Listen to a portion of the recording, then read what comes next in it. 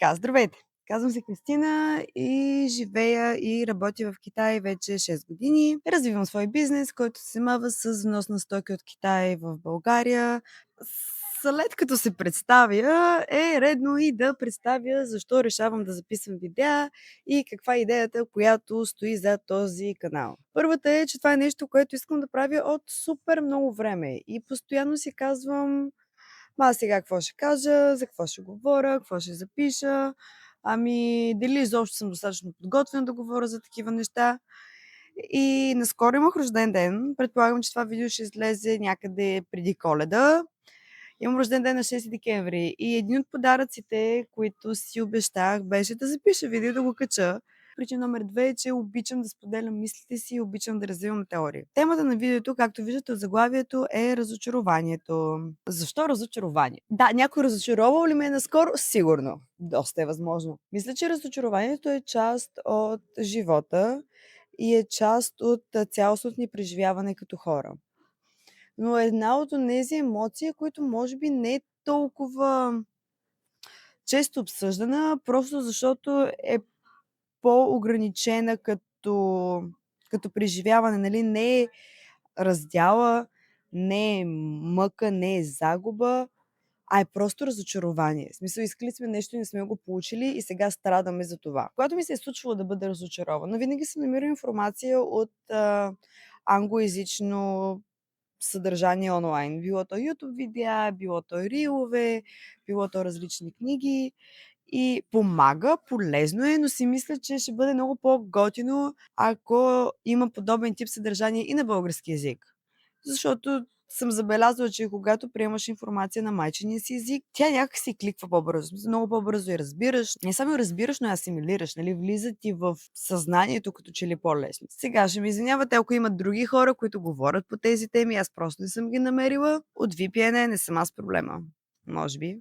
Това е причината да започна с разочарование и то много скоро след рождения ми ден. За да ви дам малко повече контекст на ситуацията, която аз изхождам, за да може по някакъв начин всичко останало, което ще изговоря, да има по-голям смисъл за вас, е, че аз съм доста емоционален, но и горделив човек. Предполагам, че тия двете неща реално правят супер добра рецепта за разочарование, защото когато си горделив и когато си много... с две думи мислиш си за голямата работа и си мислиш, че света се върти около теб, и това те предразполага да бъдеш разочарован, защото си мислиш, че първо винаги трябва да става на твоето и второ си мислиш, че можеш да контролираш всичко, така че наистина да стане на твоето. А истината е, че живота не работи точно на този принцип и нещата не се случват по този начин, колкото и да не ми харесва и колкото и да не ми си вярва и колкото да ми се иска да го променя, това е. Казвайки това, искам да продължа към следващата част от разговора ни и какво е разочарованието. Определението в тълковният речник. Тарарарам. Разочарование. Разочарование. Чувство на неудовлетвореност или недоволство, предизвикано от несбъднати очаквания. Интересни синоними на думата са отчаяние, огорчение, обезсърчение, обезкуражаване, обезверение, песимизъм, обезнадежденост. Това е разочарованието. Недоволството, че сме искали нещо и не сме го получили. Бърза проверка с Google установих, че всъщност разочарованието реално било се разделяло по друг тип. Разочарование свързано с резултат или разочарование свързано с хора. За мен по-често е свързано с хора и с мен самата. Не съм сигурна колко е подкрепено чисто фактологически това, което ще кажа сега, но това са просто моите разсъждения. Това е safe space за всякакви философии. Ако имате друго мнение по въпроса, може да го напишете долу в коментари. Мисля, че разочарованието, което идва от другите, ни наранява много по-дълбоко, отколкото разочарованието, което идва от нас самите. Например, колко от разочарованията, които сте изпитали, може да си спомните към себе си? Например, когато сте казали, че ще направите нещо за себе си и не сте го направили. Когато сте си казали, тази година ще събера пари да отида в Дубай. Това ми дойде като идея. Или в Тайланд, или в Франция, където и да е. И си спомняте ясно колко разочаровани сте се чувствали. Но ако сега ви попитам как някой друг ви е разочаровал, да речем родителите ви, партньора ви, близките ви приятели, със сигурност ще ви изкочат много повече идеи и много повече спомени, което е много странно при положение, че ние прекарваме много повече време с себе си, отколкото с другите. И също така идеята за контрола, която ви обясних по-рано, реално единственото нещо, което ние можем да контролираме, сме ние самите. Не са хората. Но защо тогава разочарованието от другите е много по-болезнено, отколкото разочарованието към нас самите?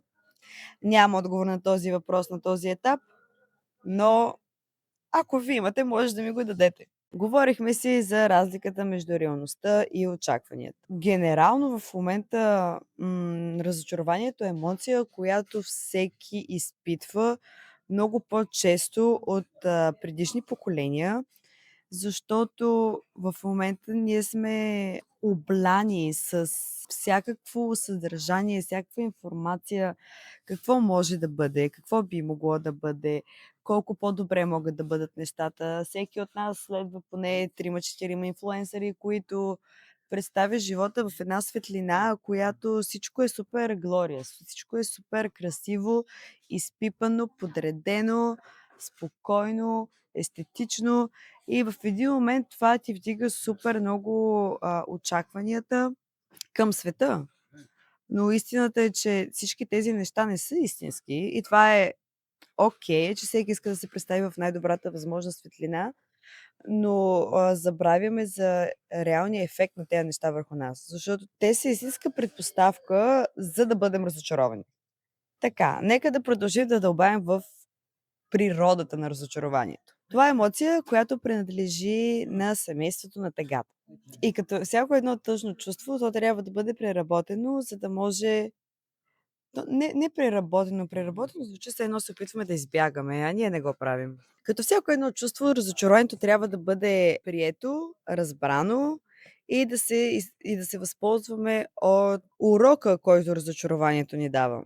Сега ще ви разкажа кои са основните елементи на това да се чувстваш разочарован и какво значат те за нас. Както вече казахме, емоционалната реакция на тъга. Тъгата е силно осезаема чисто физически, защото тя поражда чувства в гърдите, в стомаха, кара ни да се чувстваме обезнадеждени, кара ни да губим мотивация и да спираме да виждаме смисъл в нещата, които правим, което е нормално. Част от живота.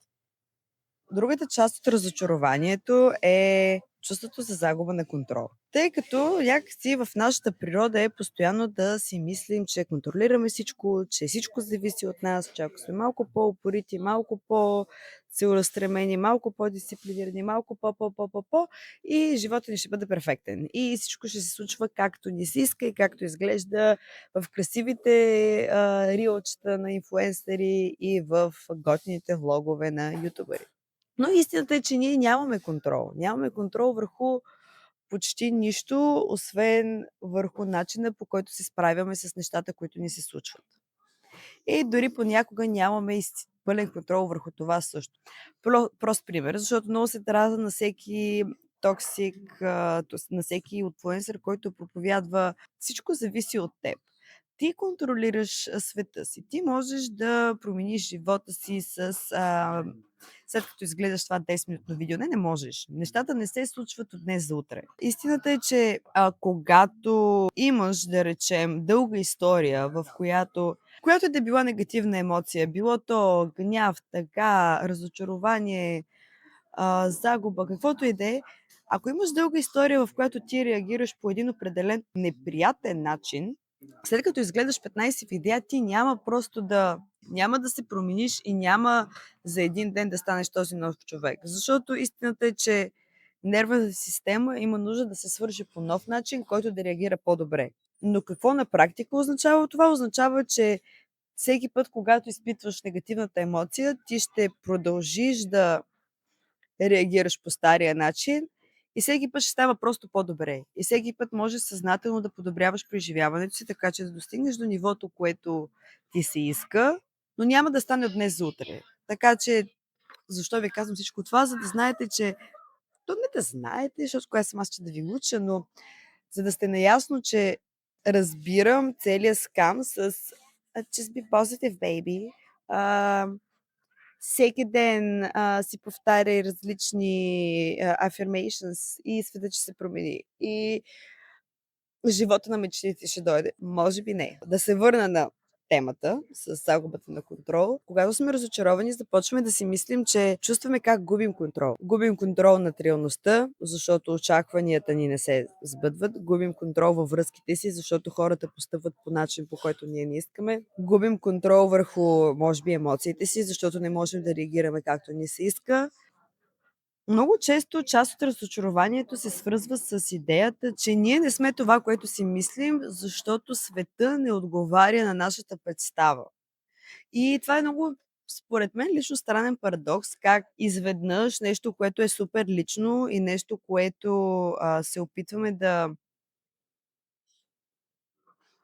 градим постоянно, да го развиваме, да покараме да се чувстваме добре, същността ни, изведнъж се оказва на произвола на съдбата реално, защото, както вече обсъдихме, ние нямаме кой знае какъв контрол върху нищо друго, освен себе си. Нали, толкова. И в един момент цялата ни идея и концепция за същност се оказва в ръцете на това, което искам ще стане или не. Което е тъжно.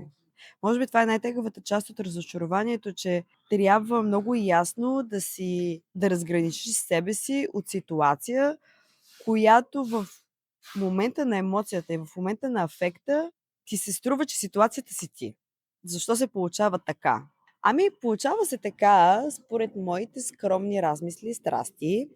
Получава се така, защото всеки от нас носи в себе си една несигурност. По някакъв начин, за някакви неща. Няма значение конкретиката на несигурността, но всеки я има. Всеки живее с едно малко гласче в себе си, което му казва: тебе не те бива много. Нали? Май не си толкова добър, колкото си мислиш. И изобщо заслужаваш ли всички хубави неща, които ти се случват? Заслужаваш ли партньора си? Заслужаваш ли готината си работа? Или мога ли да се справя? Нали? Не е задължително да бъде заслужаваш ли, а мога ли да се справя? Достатъчно добър ли съм? Готов ли съм? Подготвен ли съм? Това са все въпроси, които съм почти сигурна, че всеки човек носи в себе си под една или друга форма. И какво прави разочарованието? Все едно им дава мегафон, все едно дава мегафон на тези въпроси и на този глас, и той просто започва да кантива в главата ти, все едно си на рок-концерт. Тегаво е, няма какво да се лъжем. В смисъл, много неприятно чувство, много задушаващо чувство и по някой път все едно нещо идва и те е като каска на главата ти и ти пречи да дишаш. Както вече казах, аз няма да бъда, ако стана инфлуенсър, няма да бъда toxic positivity, афирмирай мечтите си, манифестирай, манипулирай, та. Не става въпрос за такива неща. Няма да ви кажа как да избягате от всяка негативна емоция, която изпитвате. Но искам да ви дам някакъв наръчник, в който, когато минавате през нещо такова, да изгледате тези моменти от видеото и да знаете първо, че не сте сами, нищо, че ви се струва все едно, никой не е изпитвал подобно разочарование. Оля, имаше една много готина поговорка. Нещо от сорта на нашето си е най-хубаво, обаче в случая на болката ще бъде моята си е най-лоша. Сега ще ви дам няколко знака, че не се справите добре с разочарованието и може да го направите много по-здравословно. Нека да си поговорим за... Те не са неправилни начини, по които се справяме с разочарованието, но нещата, които по-скоро ни дърпат назад, отколкото ни помагат да излезем от емоционалното състояние, в което се намираме. Първото е самообвинение. Да, ако разочарованието е към теб самия, е нормално да чувстваш да има някаква форма на самообвинение. Но тук е много важно да разгледаме две страни на монетата. Първата е разочарованието, което ти си се издънил. Можел си да направиш това, което си казал и просто защото те е домързяло, защото, не ти се е занимавало или нещо подобно, не го правиш. Да, тогава можеш да си кажеш: човече, вземи се в ръце, какво става?“ Другото е, когато си разочарован от теб самия, но защото нещо ти се е случило и не си успял да го направиш. Например, идва ми идея за рожден ден, трябва да отидеш на рожден ден на най-добрия си приятел, обаче в същия ден котката ти се разболява и трябва да заведеш на ветеринара. Няма какво да направиш. Много подобен е случай с хората, нали? Когато някой ни разочарова, много често си казваме: „Аз можех да направя еди как си и той сигурно нямаше да постъпи така или тя. Аз можех това да кажа и тя нямаше да ме обиди.“ Нямаше ли наистина? Оттук много плавно ще премина и към следващата точка, която е точно това. Ако имах малко повече контрол върху ситуацията, всичко щеше да бъде наред. Да, но ти нямаш контрол. Никой няма контрол върху нещата, които се случват извън черепа ни. И това е важен момент, който не трябва да забравяме никога. Дано да го запомня. Колкото и да се стараем, колкото и да контролираме една ситуация, колкото и да се опитваме да извъртим всичко така, че нещата да бъдат перфектни, те няма да бъдат. И това е окей. Не знам дали сте участвали в планиране на някакво събитие, но тук в Китай постоянно се организират разни мини церемонии, големи церемонии. Постоянно си част от някаква организация. И когато често започнеш да присъстваш на такъв тип мероприятия, реално виждаш как се репетира едно нещо, прави се 5, 6, 7 пъти и най-накрая има промени.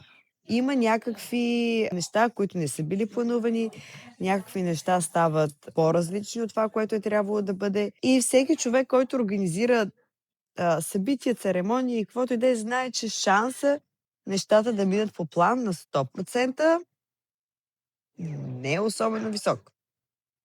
И това е окей. Предполагам, че сега като го казваш, да, ти сега го казваш така, обаче мен ми е много тъпо, като не стане както искам. Да, знам. Но просто ти казвам, че не си единствен, че това е част от живота.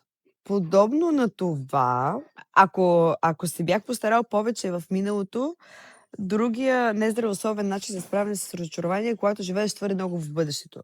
И станеш толкова обсебен от това да се справиш по-добре следващия път и да бъдеш по-организиран, по-предвидлив, по-прозорлив, по-разбираш какво става навсякъде, за да не бъдеш разочарован и очакванията ти да бъдат реалност.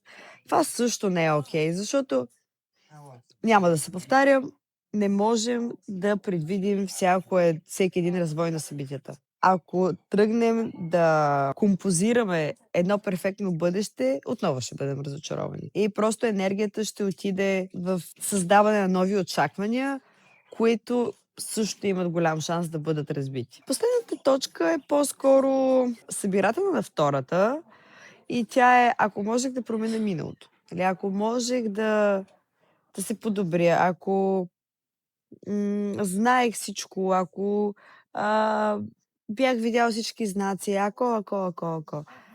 Няма как да стане и да се живее в миналото или да се живее в бъдещето. И двете са доста нездравословни и доста потискащи преживявания, на които няма нужда да се подлагаме. И сега, позитивната част на това видео.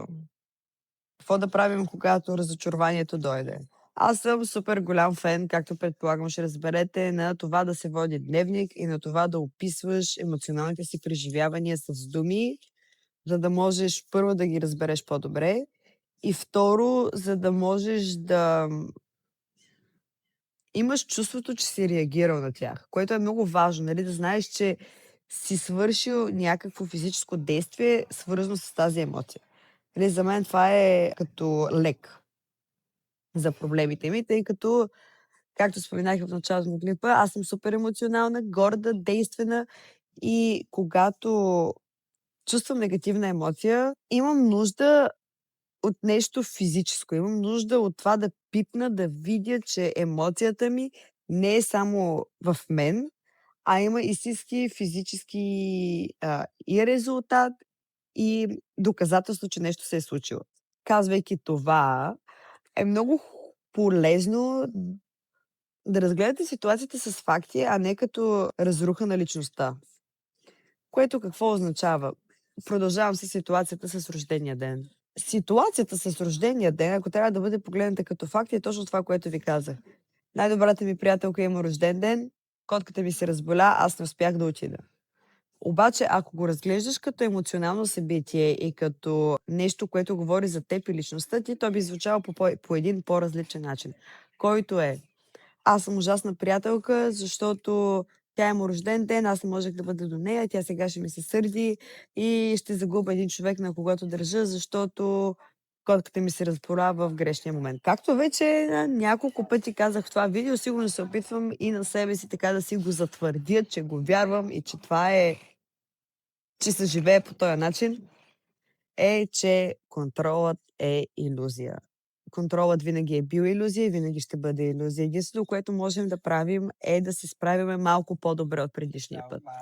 И това е да сме малко по-подготвени, да сме малко по-подредени, малко по-организирани, малко по-смирени. Това е, нали? Няма как каквото и ниво на духовно развитие да достигнем, колкото и да можем да манифестираме, да афирмираме, да всичко, карти Таро да теглим, каквото и да е, няма как да знаем, че какво ще стане. Няма как да знаем развитието на нещата. Когато приемем нещо такова, със сигурност ще се чувстваме по-добре и ще ни бъде по-спокойно, което е важно. Когато си говорихме за тълковното значение на думата разочарование, споменахме, че един от синонимите на думата е именно обезнадеждаването, което ми е толкова трудно да произнеса. И как аз самата се справям с тази загуба на надежда, е да правя малки неща всеки ден, които да ми показват, че надежда има. Че има смисъл да пробваш, да, всичко няма да бъде точно каквото си се представил, но е доста възможно да бъде даже по-хубаво от това, което си представяш. Когато успеем да разгледаме ситуацията като факти, по което беше първият съвет, успяваме и да намерим по-скоро урок, отколкото вина, което е много важно, защото по-често, отколкото не, да бъдем разочаровани е резултат, очакване, което имаме вътре в себе си, което не може да бъде отговорено. И то се повтаря, то не спира да се, да се появява в животите ни, докато не го обработим. Нали, всяко едно преживяване, може би това е единственото, което споделям от цялата токсична позитивност, е, че наистина всяко едно преживяване ни носи нещо. Без значение колко е неприятно преживяването само по себе си, то е тук, за да ни помага. Разочарованието би могло да ни донесе и нова перспектива. Дори когато то е партньор или приятел те разочарова по начин, който за теб лично е непростим. Това преживяване ти дава възможността да погледнеш под един нов ъгъл, който да ти каже, че този човек не заслужава да бъде в живота ти повече. И да, сега си разочарован и боли, но си представи колко по-неприятна ще да бъде ситуацията, ако беше разбрал, че не можеш да разчиташ на този човек в ситуация на сега нямаме ситуация на живот и смърт, но нека да речем, че би могла да бъде ситуация на живот и смърт. Много неща зависят от тази помощ. И по-добре сега, отколкото по-късно. Заедно с новата перспектива идва и промяната на очакванията. Има очаквания, които са реалистични и просто може да ги наричаме стандарти. Нали, тук не става въпрос за това, ако някой те третира зле, да си намалиш очакванията и да го приемеш. Ако очакваш човека до теб да бъде супермен,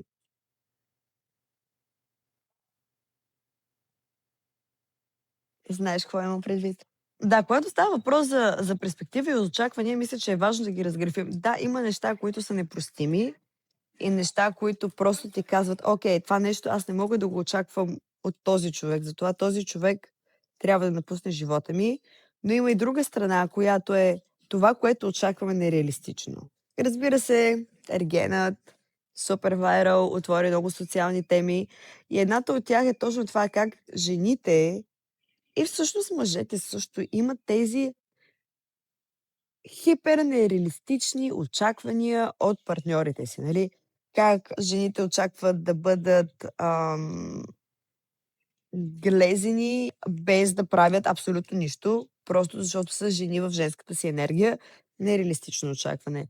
Как мъжете очакват жената да стои и да мига на парцали, само защото той е мъжът в къщата и тя трябва да бъде покорна. Късмет. Не казвам, че не съществуват такива ситуации, но да попаднеш в такава не е мал шанс, но е горе-долу мал шанс. Очаквайки тези супер нереалистични неща, ти се ограбваш от цялостното преживяване на една връзка. Това е за очакванията и перспективата. Просто не трябва да се спира да се дълбае какво хубаво мога да взема от ситуацията, колкото и да е гадна, колкото и да е тегава. Просто винаги има нещо, което си заслужава и нещо, което ни дава. Така, последно, не на последно място е грижата за себе си. Като грижата за себе си не означава skincare рутин, не означава пилатес, не означава нито едно от тези неща. Грижата за себе си означава да присъстваш на случващото се, да присъстваш на себе си и на това, че ти се случваш. Това е истинската грижа за себе си. Да, когато присъстваш, можеш да правиш скинкер, можеш да ходиш на пилатес, можеш да ядеш готина храна, да ходиш по ресторантите и всякакви такива неща. Но идеята е, че това цялото идва от мястото на окей, от какво имам нужда сега и какво би ме подхранило, а не от любимата ми инфлуенсърка прави 4 часа скинкер рутин и се чувства добре, затова и аз ще го направя. Да, и като цяло да се грижим за себе си също така означава да бъдем добри към себе си. Техника, която аз използвам за тези ситуации, е да си представя, че някой от най-близките ми хора е в ситуацията, в която аз се намирам. Се опитвам да им помогна да се почувстват по-добре. Нали, от какво би имала нужда най-добрата ти приятелка или приятел, когато страдат и са с разбито сърце и нямат никаква надежда за бъдещето? Ще им кажеш: "Ти можеш", ще им кажеш: "Аз съм тук за теб. Ти заслужаваш по-добро. По-добро те очаква. По-добро ще дойде за теб." Защото